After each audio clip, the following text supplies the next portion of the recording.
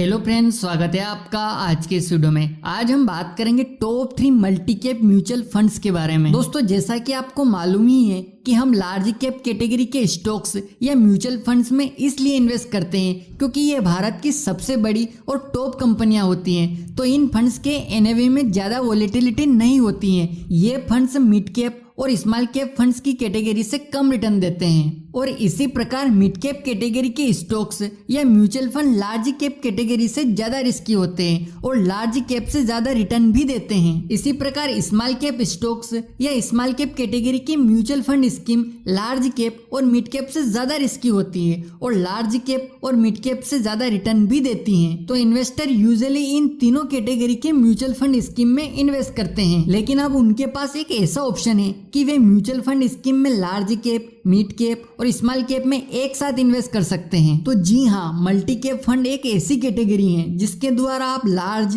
Mid and small तीनों में invest कर सकते हैं। तो आज हम ऐसे 3 मल्टी कैप फंड्स के बारे में जानेंगे जिनमें इन्वेस्ट करके आप पा सकते हैं बेहतरीन रिटर्न। तो मल्टी कैप कैटेगरी का सबसे पहला फंड है HSBC मल्टी कैप फंड। दोस्तों, इस फंड की शुरुआत जनवरी 2023 में हुई थी। इस फंड के रिटर्न को देखें तो इस फंड ने पिछले एक साल में 50% का रिटर्न दिया है और वहीं इस फंड के बेंचमार्क निफ्टी 500 मल्टी कैप ने 44% का रिटर्न दिया है। इस फंड के फंड मैनेजर ने अपने ही बेंचमार्क को आउट परफॉर्म किया है क्योंकि इस फंड के फंड मैनेजर अंडर रिसर्च कंपनियों को आइडेंटिफाई करते हैं और उसके बाद अंडर वैल्यूड कंपनीज को भी आइडेंटिफाई करते हैं। फिर फंड मैनेजर उन कंपनीज को सिलेक्ट करते हैं जिन कंपनीज में अभी लॉन्ग टर्म में ग्रोथ होने की संभावना है और फंड मैनेजर वैल्यूएशन पर ध्यान देते हैं, सही भाव पर शेयर को खरीदते हैं और अगर शेयर प्राइस बढ़ जाए तो प्रॉफिट भी बुक करते हैं। इस फंड का फंड साइज 4,240 करोड़ रुपए है और इसमें आप मिनिमम SIP 500 रुपए से स्टार्ट कर सकते हैं।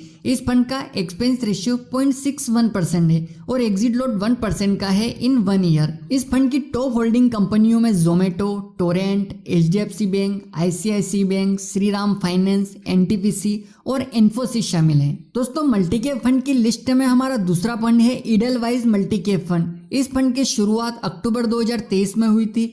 इस फंड ने पिछले एक साल में 48% का रिटर्न दिया है। इस फंड के फंड मैनेजर रिटर्न जनरेट करने के लिए फेयर फ्रेमवर्क को फॉलो कर रहे हैं। एफ यानी कंपनी का फोरेंसिक एनालिसिस, ए यानी कि एक्सेप्टेबल प्राइस, सही भाव पर क्या स्टॉक अवेलेबल हैं, आई इन्वेस्टमेंट स्टाइल, किसी भी सेक्टर की किसी भी मार्केट कैप कंपनी को फंड मैनेजर इन्वेस्ट कर सकते हैं अगर उन्हें सही भाव पर शेयर मिल रहा है, और आर यानी कि रोबस्टनेस यानी कितना पुख्ता बिजनेस है कंपनी का। इस फंड का फंड साइज 2,511 करोड़ रुपए है और इसमें मिनिमम SIP 100 रुपए से स्टार्ट कर सकते हैं। इस फंड का एक्सपेंस रेशियो 0.26% है जो कि बहुत ही कम है और एग्जिट लोड 1% का है इन 90 डेज। इस फंड की टॉप होल्डिंग कंपनियों में HDFC Bank, ICICI bank, Infosys, oil India, persistent system, Trent, NTPC और लार्जन एंड टर्बो कंपनी शामिल हैं। मल्टी कैप कैटेगरी का हमारा तीसरा फंड है ICICI prudential multi cap fund. इस फंड की शुरुआत 2013 में हुई थी, यानी कि ये काफी पुराना फंड है। इस फंड ने पिछले एक साल में 38% का रिटर्न दिया है और ऑल टाइम रिटर्न इसने 20% का बना कर दिया है।